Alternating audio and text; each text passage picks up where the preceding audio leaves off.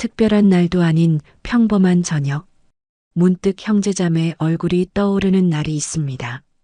전화기를 꺼내 들었다가도 무슨 말을 해야 할지 몰라 번호 위에서 손가락이 멈칫하곤 합니다.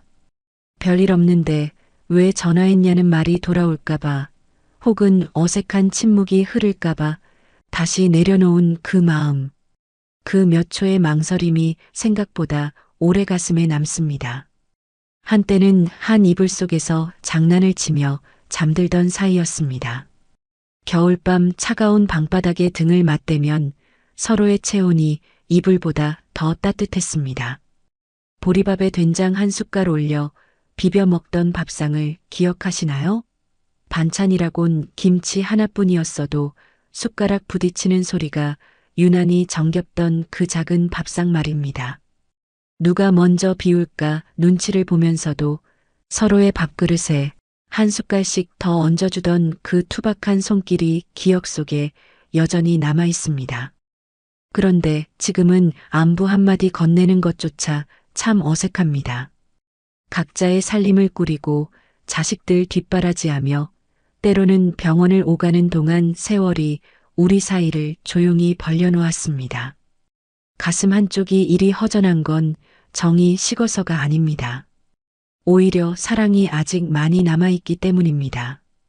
명절에 고향집 대문을 열 때 괜히 심장이 두근거리는 것도 바로 그 때문입니다. 그런데 참 이상한 일이 있습니다.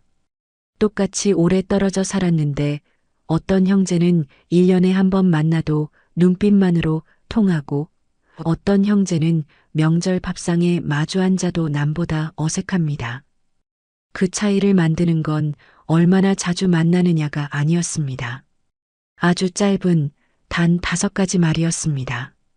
이 5가지 말만 알면 형제자매 사이에 쌓인 보이지 않는 벽이 왜 생겼는지, 그리고 그 벽을 허무는 열쇠가 어디 있었는지 비로소 알게 됩니다. 대단하고 거창한 말이 아닙니다. 누구나 속으로는 품고 있었지만 차마 먼저 꺼내지 못했던 말들입니다. 오늘 이야기를 끝까지 들으신 분들은 아마 영상이 끝나기 전 다시 전화기를 꺼내 드실 겁니다. 그리고 이번에는 절대 내려놓지 않으실 겁니다. 영상 시작 전 구독과 좋아요 눌러주세요. 성장하는 시니어가 복잡한 속을 시원하게 풀어드리고 인생이 편안해지는 지혜로 보답하겠습니다. 첫 번째 말, 요즘 몸은 좀 어때? 71살 순옥 씨는 올해 추석에도 언니에게 전화를 걸지 못했습니다. 작년 설에 만났을 때 언니의 손등에 굵게 솟아있던 핏줄이 자꾸 눈앞에 어른거렸지만 그때도 몸은 괜찮아? 한마디를 끝내 꺼내지 못했습니다. 거실 소파에 나란히 앉아 조카들 이야기만 두런두런 나누다가 현관에서 신발을 신는 언니의 구부러진 등을 보면서도 입술만 달싹였을 뿐입니다. 현관문이 닫히고 복도에서 슬리퍼가 멀어지는 소리가 사라질 때까지 순옥 씨의 손은 문고리를 잡은 채 차가운 금속의 온도만 느끼고 있었습니다. 형제자매 사이에는 묘한 착각이 하나 있습니다. 어릴 때 매일 얼굴을 맞대고 살았으니 말하지 않아도 서로 안다는 믿음입니다. 그것이 수십 년째 두 사람 사이를 가로막는 투명한 벽이 되고 있다는 사실을 대부분 알아채지 못합니다. 피를 나눈 사이라는 확신이 오히려 안부를 묻는 수고를 생략하게 만들고 그 생략이 쌓이면 어느 날 갑자기 상대의 병원 일정도 요즘 무릎이 아픈 것도 전혀 모르는 사이가 되어버립니다. 이것은 누구의 잘못도 아닙니다. 가까운 사이일수록 안부를 확인하지 않아도 된다고 느끼는 것은 오랜 세월 함께한 기억이 만들어낸 지극히 자연스러운 현상입니다. 독일의 철학자 몽테뉴는 이렇게 말했습니다. 우리가 가장 소홀히 하는 것은 가장 확실하다고 믿는 것들이다. 매일 옆에 있던 사람이기에 영원히 옆에 있을 거라 믿었고 그 믿음이 요즘 몸은 좀 어때? 라는 가장 쉬운 한마디를 가장 어려운 말로 바꿔놓은 것입니다. 그렇다면 왜 우리는 가장 쉬운 말부터 잃어버리게 된 걸까요? 그것은 마음이 아니라 뇌의 문제였습니다. 가장 쉬운 말부터 잃어버린 것은 마음이 변해서가 아닙니다. 우리 뇌가 먼저 변하고 있었기 때문입니다. 70이 넘은 창호 씨는 요즘 동생에게 전화를 걸려다 번번이 멈춥니다. 수화기를 귀에 대는 순간 무슨 말부터 꺼내야 할지 머릿속이 하얗게 비어버립니다. 예전에는 야, 나다 한마디면 충분했는데 지금은 그 두 글자가 혀 위에서 납덩이처럼 무겁습니다. 창호 씨는 그게 자기 성격 탓이라고 나이 들면서 무뚝뚝해진 거라고 생각했습니다. 하지만 그건 성격의 문제가 아니었습니다. 2017년 독일 막스 플랑크 연구소와 듀크 대학교 공동 연구팀은 건강한 성인 2,611명의 뇌를 분석한 대규모 연구 결과를 발표했습니다. 결과는 놀라웠습니다. 감정의 동기와 보상을 조절하는 도파민 시스템이 10년마다 평균 3.7%에서 최대 14%씩 줄어들고 있었습니다. 쉽게 말하면 나이가 들수록 뇌가 감정을 조절하는 데 쓸 수 있는 연료 자체가 줄어든다는 뜻입니다. 전화기를 들었다가 내려놓는 창호 씨의 손은 의지가 약해서 멈춘 것이 아닙니다. 뇌의 전두엽이 감정을 말로 바꾸는데 필요한 에너지를 예전만큼 공급하지 못하고 있을 뿐입니다. 젊었을 때는 보고 싶다는 마음이 곧바로 입 밖으로 나왔지만 지금은 그 마음이 입술까지 도달하는 사이에 피로가 먼저 도착합니다.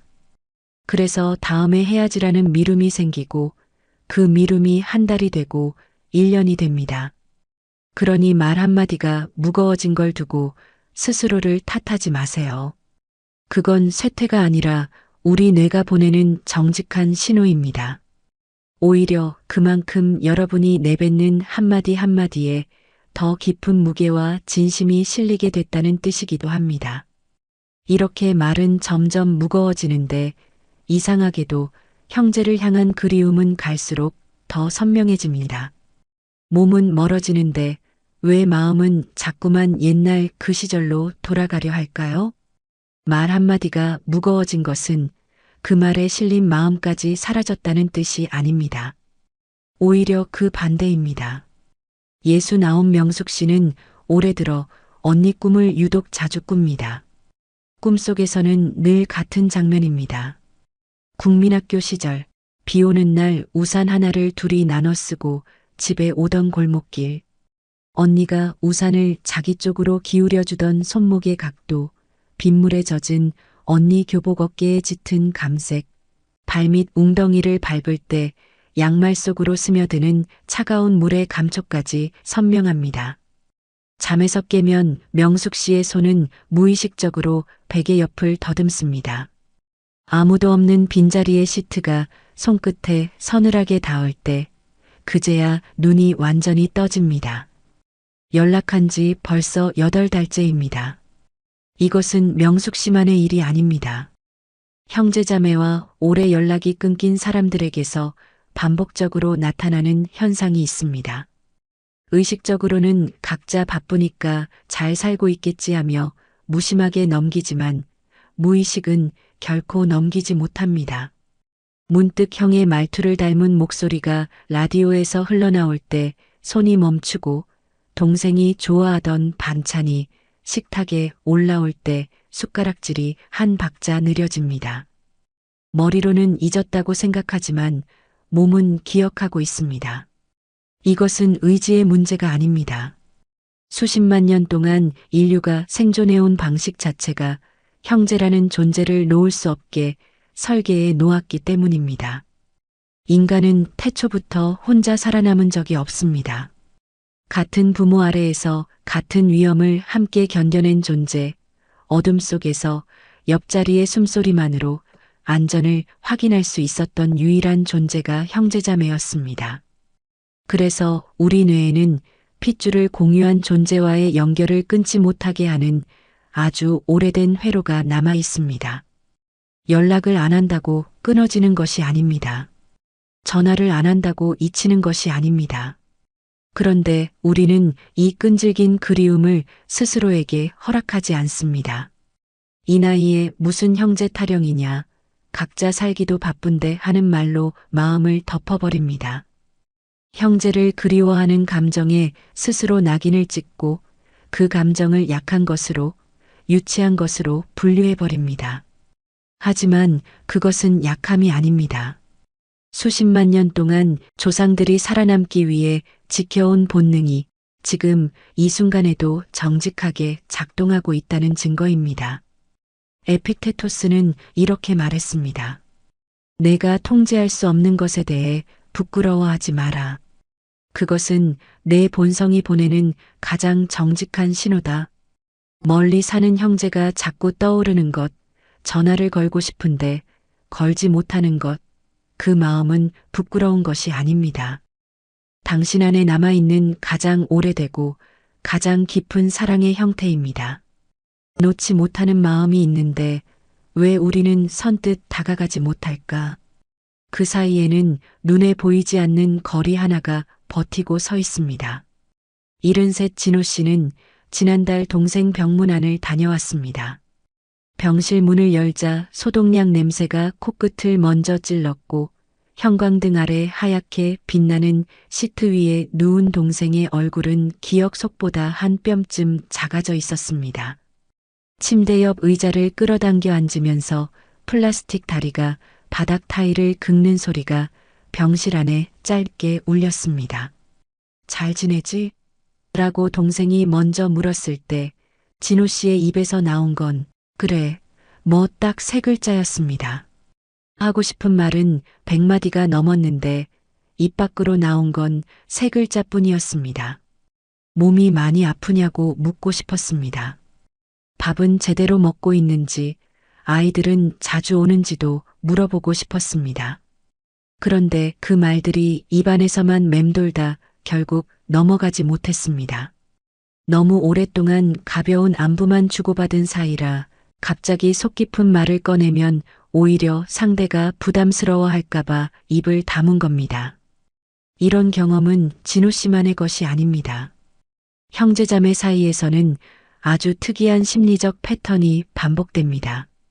가까이 다가가고 싶은 마음과 괜히 다가갔다가 서먹해질까 두려운 마음이 동시에 작동하는 것입니다. 한 발 다가서면 상대가 불편해할까봐 반발 물러서고 물러서면 또 후회가 밀려와 마음속으로만 다시 한 발을 내딛습니다. 이 보이지 않는 줄다리기가 수년째 반복되면서 두 사람 사이에는 아무도 의도하지 않은 진공 상태가 만들어집니다. 싸워서 생긴 거리가 아닙니다. 오히려 서로를 아끼고 조심하는 마음이 만든 거리이기에 누구도 먼저 허물기가 참 어렵습니다. 냉정하게 들여다보면 이 거리는 실패가 아닙니다. 서로에게 상처 주지 않으려고 조심한 결과이고 각자의 삶을 존중하려 애쓴 흔적입니다. 다만 그 조심이 너무 오래 계속되면 조심 자체가 벽이 되어버린다는 것을 우리는 미처 알아채지 못합니다. 쇼펜하우어는 추운 겨울 고슴도치들의 이야기를 남겼습니다. 너무 가까이 가면 가시에 찔리고 너무 멀리 가면 얼어 죽는다. 적당한 거리를 찾는 것이 관계의 지혜다. 형제자매 사이의 적정 거리는 멀리서 바라보는 것이 아닙니다. 찔리지 않을 만큼 그러나 온기는 느낄 수 있을 만큼의 자리를 찾는 것입니다. 그 자리를 만드는 것은 용기가 아니라 단 한마디의 말입니다. 두 번째 말, 내가 있어서 든든해. 관계를 살리는 말은 화려하지 않습니다. 오히려 너무 평범해서 지나치기 쉬운 말이 가장 깊은 곳까지 스며듭니다. 68 정희 씨는 지난 겨울 부산에 사는 오빠가 사고가 났다는 전화를 받았습니다. 수화기를 내려놓기도 전에 이미 옷장 문을 열고 있었습니다. 이른 새벽 고속버스에서 내려 병원 복도를 걸을 때 소독약 냄새와 형광등의 차가운 빛 사이로 병실 번호판이 눈에 들어왔습니다. 문을 열자 침대 위 오빠의 다리에 붕대가 감겨 있었고 얇은 병원 이불이 구겨진 채 걸쳐져 있었습니다. 정희 씨는 아무 말 없이 보호자 의자에 앉아 사흘을 지켰습니다. 죽을 끓여 떠먹이고 밤마다 오빠가 잠들 때까지 복도 자판기 커피를 손에 쥔 채 병실 문 앞접이식 의자에 앉아 있었습니다. 등이 욱신거려도 자리를 뜨지 않았습니다. 퇴원하는 날 병원 현관 앞에 나란히 서서 택시를 기다리는데 오빠가 조용히 입을 열었습니다. 정희야, 내가 있어서 든든해. 사흘 동안 꿋꿋하던 정희 씨의 눈시울이 한꺼번에 뜨거워졌습니다. 오빠의 낡은 점퍼 소매에 손등이 스쳤을 때 병원 소독약 냄새와 바깥 찬바람이 뒤섞여 코끝에 번졌습니다. 내가 있어서 든든해. 이 말 안에는 사흘간의 수고를 갚겠다는 약속도 고생했으니 쉬라는 말도 없습니다. 그저 말 한마디 뿐이었습니다. 그런데 이 한마디가 왜 사흘간 버텨온 정희 씨의 눈물을 단번에 터뜨렸을까요? 사흘 내내 정희 씨는 오빠를 챙기는 사람이었습니다. 누군가의 곁을 지키는 사람은 정작 자기 마음을 돌보지 못합니다. 밥을 챙기고 이불을 덮어주고 간호사에게 상태를 묻느라 바쁜 동안 자신도 무섭고 걱정된다는 마음은 어딘가에 꾹꾹 눌러놓고 있었습니다. 든든해라는 말이 그 눌러놓은 뚜껑을 열어버린 겁니다. 내가 여기 있는 것을 누군가가 알아주었다는 사실, 그것 하나가 참았던 모든 것을 풀어버린 겁니다. 하와이 대학교 심리학과 일레인 해트필드 교수의 연구팀은 수십 년에 걸쳐 감정 전염 현상을 추적해왔습니다. 연구 결과에 따르면 인간은 상대방의 표정, 목소리 톤, 자세를 무의식적으로 모방하며 이 모방이 자신의 감정 상태를 실제로 변화시킵니다. 말의 내용보다 말에 실린 감정의 온도가 상대방의 몸 안으로 직접 전달되는 것입니다. 내가 있어서 든든해라는 말이 강력한 이유는 그 문장 안에 너의 수고를 내가 보고 있었다는 감정의 체온이 담겨 있기 때문입니다. 반대로 이 말이 없는 관계에서는 보이지 않는 냉기가 쌓입니다. 서로 존재를 확인해주는 말이 사라진 형제자매 사이에는 아무리 명절에 모여도 식탁 위에 어색한 침묵이 내려앉습니다. 그 냉기를 먼저 느끼는 것은 머리가 아니라 몸입니다. 등이 뻣뻣해지고 수저를 드는 손이 어색해지고 무슨 말을 해도 목소리가 평소보다 반 톤 높아지는 자신을 발견하게 됩니다. 형제 사이를 살리는 말은 거창한 고백이 아닙니다. 조용하지만 체온이 있는 한마디, 내가 있어서 든든해가 수년간 쌓인 침묵의 냉기를 녹이는 가장 고요한 불씨가 됩니다. 그래서 5가지 말은 단순하지만 강력합니다. 세 번째 말, 그때 내가 해준 거 아직 기억해. 단순하지만 강력한 말에는 한 가지 공통점이 있습니다. 상대방이 스스로도 잊고 있던 자신의 가치를 되살려준다는 것입니다. 71살 영자 씨는 요즘 자주 쓸모없다는 생각에 빠집니다. 자녀들은 독립한 지 오래이고 남편은 텔레비전 앞에서 하루를 보내고 동생은 광주에서 손주를 돌보느라 전화 한 통 할 겨를이 없습니다.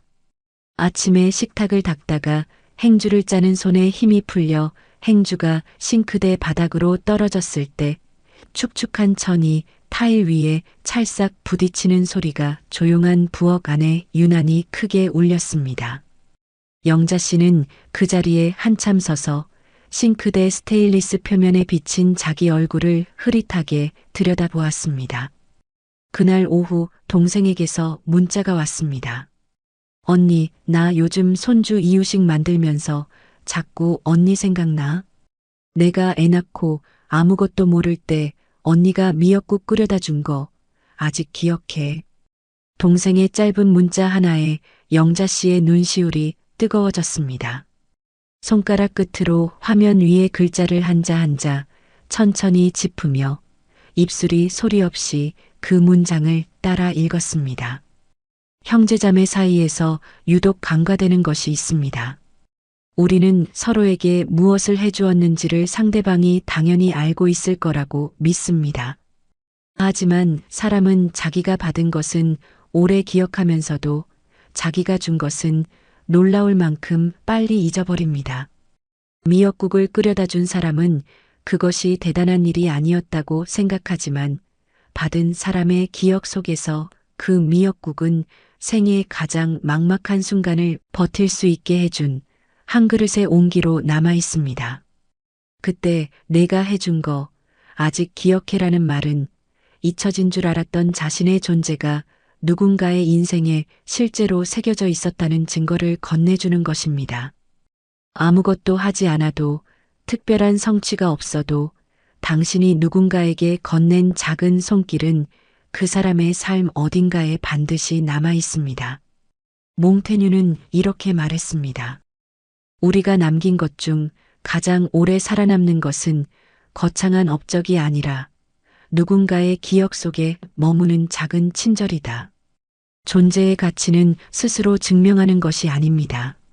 누군가가 기억하고 있다고 말해줄 때 비로소 되살아나는 것입니다. 네 번째 말, 내가 틀렸을 수도 있어. 상철 씨는 장남으로서 평생 무거운 짐을 지고 살았습니다. 이번 제사 때도 그랬습니다. 동생의 형편이 예전만 못하다는 걸 알기에 상철 씨는 나름대로 깊은 배려를 준비했습니다. 이번 제사 비용은 내가 70% 낼게. 너는 조금만 보태라. 내가 형이니까 당연한 거다. 상철 씨는 이 말이 동생의 어깨를 가볍게 해줄 말이라고 믿었습니다. 그런데 동생의 얼굴이 차갑게 굳더니 들고 있던 숟가락을 식탁 위에 툭 내려놓았습니다. 스테인리스 수저가 나무 식탁에 부딪히는 날카로운 소리가 방 안을 갈랐습니다. 형은 맨날 그런 식이야. 형이 다 정해놓고 나한테는 늘 통보만 하잖아. 내 자식들 앞에서도 나를 꼭 돈 없는 동생으로 만들어야겠어? 상철 씨는 뒤통수를 맞은 듯 멍해졌습니다. 좋은 뜻으로 한 말인데 왜 돌아오는 건 원망뿐일까요? 두 사람은 같은 상황을 전혀 다르게 보고 있었습니다. 상철 씨에게 이것은 돈의 문제였습니다. 내가 더 내면 동생이 편하겠지 라는 장남의 책임감이었습니다. 하지만 동생에게 이것은 존중의 문제였습니다. 동생도 이제 60이 넘고 손주를 본 한 집안의 가장입니다. 그런데 형 앞에서는 여전히 자기 의견 하나 낼 수 없는 돈 없는 어린 동생 취급을 받는다고 느낀 겁니다. 상철 씨의 배려가 동생에게는 너는 아직 부족하다는 말로 들린 겁니다. 우리 형제 사이의 갈등은 대개 이런 식입니다. 누가 나빠서가 아닙니다. 내가 옳다는 확신, 이게 너를 위한 길이라는 믿음이 상대방에게는 넘기 힘든 벽이 되는 겁니다. 이때 꽉 막힌 공기를 단번에 뚫어주는 한마디가 있습니다. 미안하다. 내가 내 마음을 다 안다고 생각했는데 내가 틀렸을 수도 있겠구나. 이 말은 내가 졌다는 뜻이 아닙니다. 내 판단이 전부가 아닐 수 있다고 인정하는 것입니다. 형이 먼저 이 말을 꺼내면 동생의 표정이 달라집니다. 굳어있던 입꼬리가 풀리고 팔짱을 끼고 있던 손이 무릎 위로 내려옵니다. 형이 벽을 낮추니까 동생도 더 이상 자기를 방어할 필요가 없어지는 겁니다. 그제야 동생도 입을 열 수 있게 됩니다. 사실 나도 너무했어, 형. 파스칼은 이렇게 말했습니다. 사람을 설득하려면 그의 눈으로 세상을 보는 것에서 시작해야 한다. 형제 사이의 갈등은 누가 옳고 그른가의 문제가 아닙니다. 서로 다른 위치에서 바라본 서로 다른 입장을 인정할 수 있느냐의 문제입니다. 이 5가지 말이 진짜가 되려면 말을 꺼내는 순간의 조건이 하나 필요합니다. 입을 열기 직전 단 3초를 멈추는 것입니다. 67 현수 씨는 지난주 형에게 전화를 걸었습니다. 오랜만에 용기를 내서 건 전화였습니다. 신호음이 3번 울리는 동안 심장이 목 아래까지 올라오는 것을 느꼈고 형이 여보세요라고 받는 순간 현수 씨의 입에서 튀어나온 말은 준비했던 것이 아니었습니다. 형, 나 돈 좀 급한 게 아니라 이 말이 먼저 나와버렸습니다. 상대가 오해할까봐 미리 차단하려는 말이 앞질러 나온 것입니다. 형은 잠깐 침묵했고 그 침묵 속에서 수화기를 쥔 현수 씨의 손바닥에 땀이 번졌습니다. 전화기 표면이 미끄러워지는 촉감과 함께 귓가에서 형의 숨소리만 가늘게 들릴 때 현수 씨는 자기가 또 잘못된 말부터 꺼냈다는 것을 알아챘습니다. 마음은 분명했습니다. 형, 요즘 잘 지내? 이 한마디면 충분했습니다. 그런데 왜 입은 전혀 다른 말을 먼저 내보냈을까요? 우리 뇌 안에는 감정을 담당하는 편도체라는 곳이 있습니다. 신경심리학 연구에 따르면 우리가 긴장하거나 불안할 때 이 편도체가 먼저 반응해서 공격적이거나 방어적인 말을 툭 내뱉게 만듭니다. 이때 이성을 담당하는 전두엽이 나서서 마음을 차분하게 조절하려면 최소한 6초에서 10초라는 시간이 필요합니다. 하지만 상대방이 전화를 받은 상황에서 10초 동안이나 아무 말 없이 가만히 있을 수는 없습니다. 상대방이 여보세요? 안 들리니? 하며 전화를 끊어버릴 수도 있기 때문입니다. 그래서 우리에게는 3초의 숨 고르기가 필요합니다. 뇌가 완전히 안정을 찾는 데는 더 걸릴지 몰라도 우리가 내뱉으려던 날카로운 첫마디를 잠시 붙잡아 두는 데는 깊은 숨 한 번 딱 3초면 충분하기 때문입니다. 이 짧은 3초 동안에도 요동치던 심박수가 내려가기 시작합니다. 우리 몸을 편안하게 만드는 부교감신경이 작동하면서 뇌는 비로소 욱하는 반사가 아니라 진심을 담은 선택을 할 수 있게 됩니다.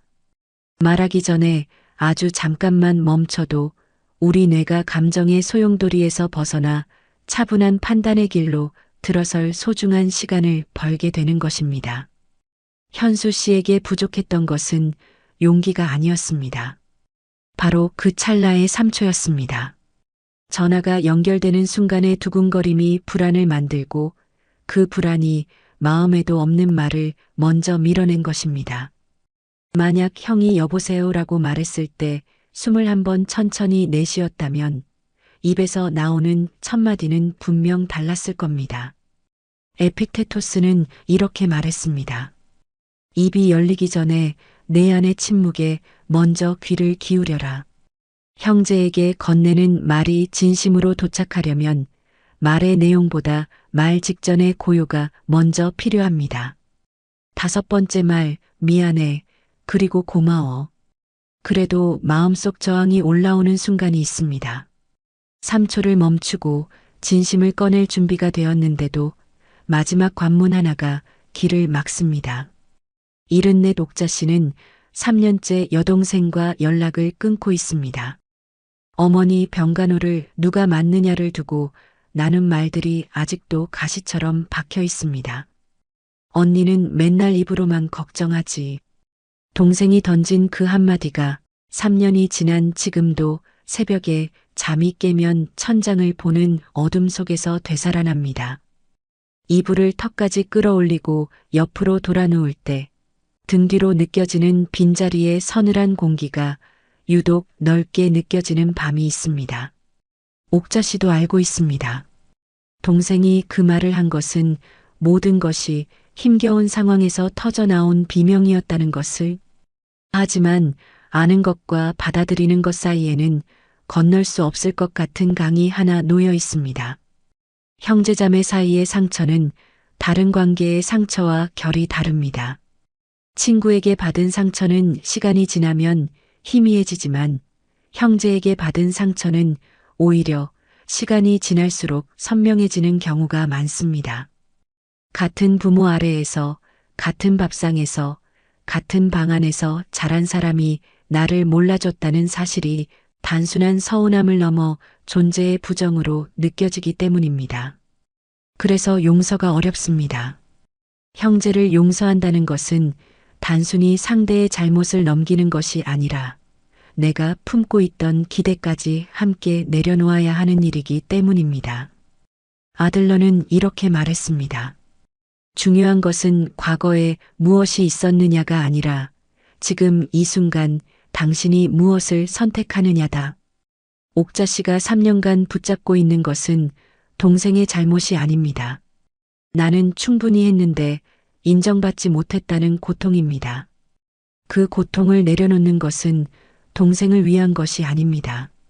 3년간 새벽마다 천장을 보며 뒤척이는 자기 자신을 위한 것입니다. 미안해, 그리고 고마워. 이 한마디는 내가 졌다는 선언이 아닙니다.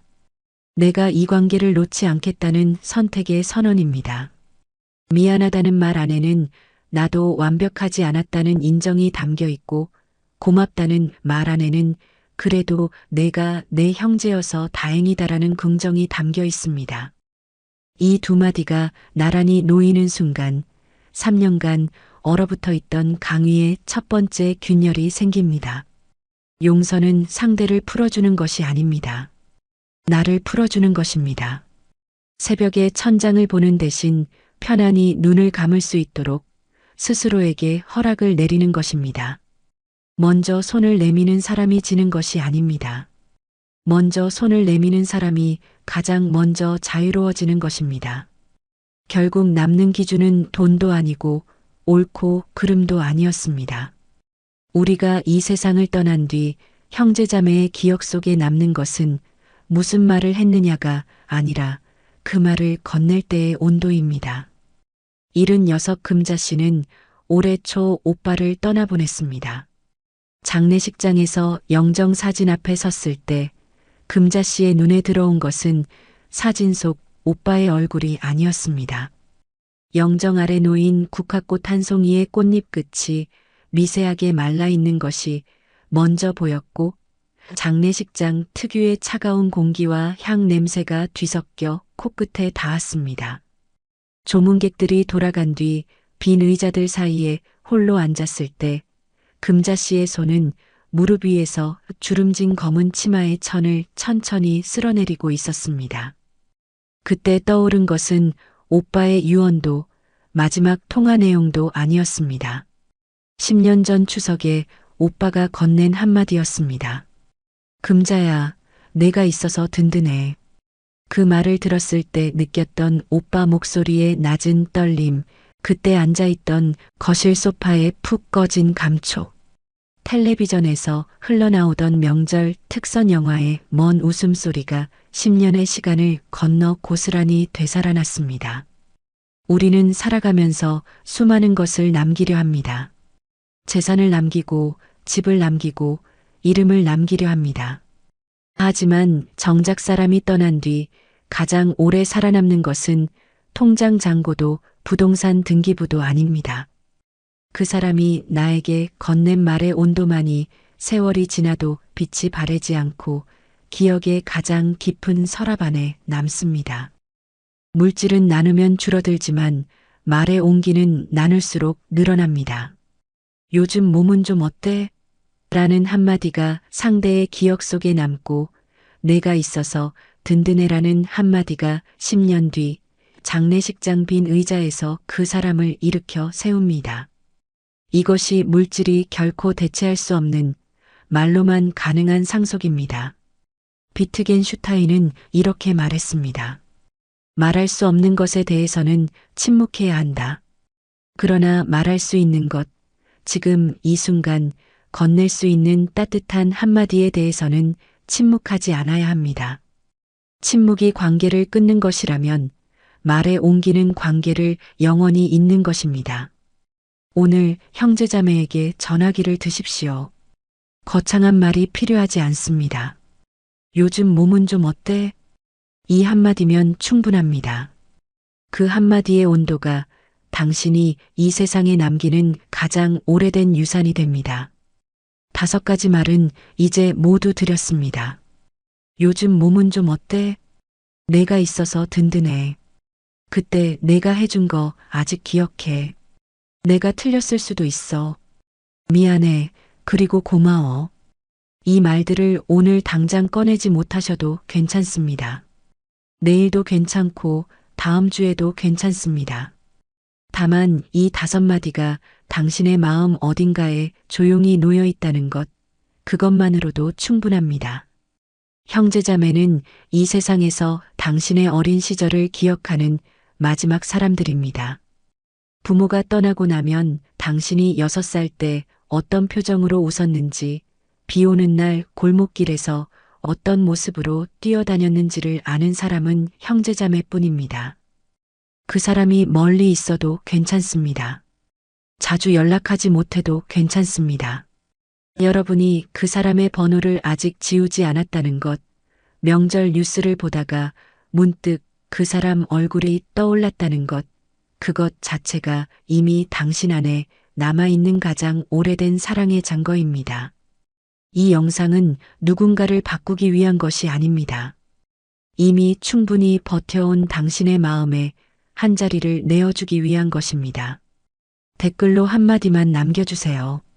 5가지 말 중 가장 먼저 건네고 싶은 한마디가 무엇인지, 그 한마디가 당신의 선택이 되고 그 선택이 당신이 어떤 사람으로 남을 것인지를 말해줄 것입니다. 긴 영상 끝까지 함께 해주셔서 진심으로 감사합니다. 여러분과 함께하는 성장하는 시니어입니다. 나이는 숫자일 뿐 우리의 성장은 계속됩니다. 지금이 당신 삶의 진짜 시작입니다. 오늘도 내일도 함께 걸어가요. 오늘 이야기가 도움이 되셨다면 구독과 좋아요로 응원해주세요. 여러분의 응원이 더 좋은 이야기를 만드는 큰 힘이 됩니다. 감사합니다.